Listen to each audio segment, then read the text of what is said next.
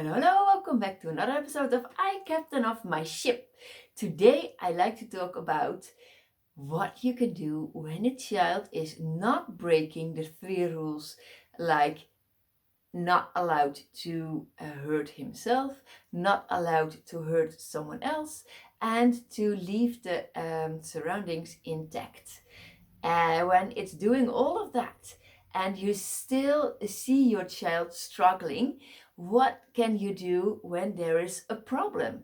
Like arguing with someone. Someone else is crossing a line from your child, and you see your child uh, just trying to solve the problem but doesn't know how to, and there is about to begin an argue, and it's about to begin a fight, and you see it and like, oh, this is not helping.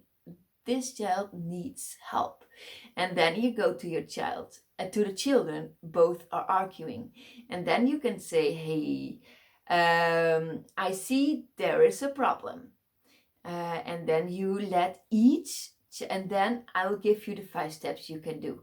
Of course, it's not made by me. It's Thomas Gordon who thought those 5 steps, who found this, and I wanted to share this with you. The first step, as a parent or caregiver or babysitter or whoever is watching now, then you let each child tell, what do you want? What is the problem? What do you want? And then after they both told, or maybe there was the three of them, they all three of them told you what do they want. Why is this so important? Because this way they learn to find words, how to tell what they want. And that's also a skill they have to learn. How do I tell someone what do I want? What do I actually want? And how do I give words to that?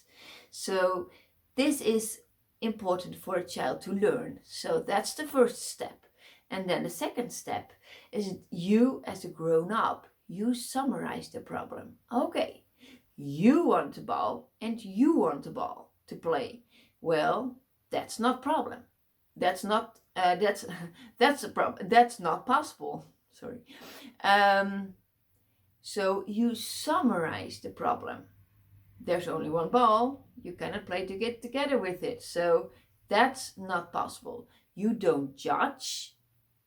You just summarize what the problem is. And then the third step is, you ask the children in turn what the solutions are possible.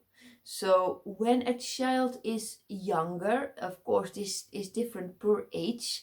So when it's really young, you help to find a solution, and you say, you can play on turn, you can play 5 minutes, and then an alarm goes off, and then the other one can play with it for 5 minutes. Or you come up with a solution when they're small, of course, but when they're bigger and they know already this process, how this works, then you can also ask the child. So what, in turn, so what do you think could be a possibility? How could we solve this problem? And then when a child has told you the solution it has in mind, then you go to the other child and you tell this child, what do you think of this solution? So the other child also feels heard.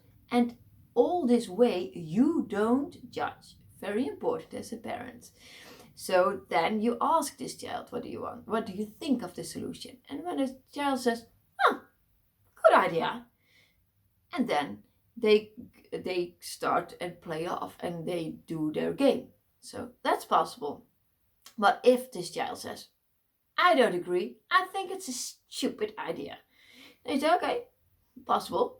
What do you think would be a good idea? And if this child comes up with the same idea the other person already told, then you tell the child, okay, we already had this solution and you did not agree on this solution. So can you think of another solution? And then the child will come up with another solution. And if not, then you can say, okay, if you come up with another solution, do you agree with the solution the other person came up with? And then you can talk about that. But this way, to give turns, and if this person says, well, this would, and comes up with a different solution, then you say, okay, thank you for this alternative. And then you go to the other person again and say, what do you think of this alternative? This could be a solution. What do you think? And then this child will say, good idea, or I don't agree. And then this is how it works and goes on until they both find a solution they both agree on.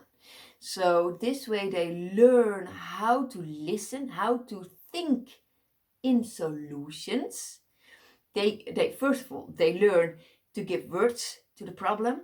They learn to listen to each other and think in solutions. And the last step, you apply the solution. So you say, okay, 5 minutes for you, 5 minutes for the other one. You agreed on both of it. I will set the alarms. You apply it. And then the last step is something you do not have to forget. And that's after a few minutes, you come back. And that's when you see for yourself if it still works. And if not, then you can have the same conversation again with the children. I see it doesn't work. Tell again, what do you want and what do you want? Okay, this was the solution. Why is not working? And you can do it both ways again. So this is how you can help your child develop skills how to solve problems in future. And yes, this is a method you have to do over and over and over and over again, because it's not a one-time thing you do. It's a thing you have to repeat. Children learn by repeating things. So be gentle, be kind, take a deep breath. Make sure you enter the conversation with a good energy.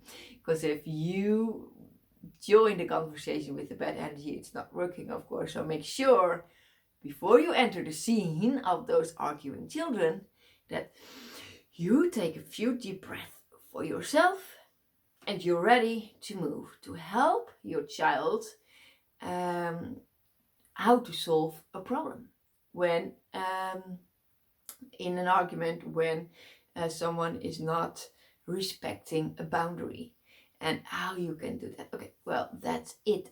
Those are the steps that you can take as a parent. I hope it really helped you and that you can apply them. Please let me know if you want to know more about the information workshop. Of course, it's coming Wednesday, 15th of March, 8 till 9:30 p.m. Amsterdam time. Don't wait to tell that you're coming. More information below. Yeah, that's it for today. Hope to see you there and talk to you next week. Bye bye.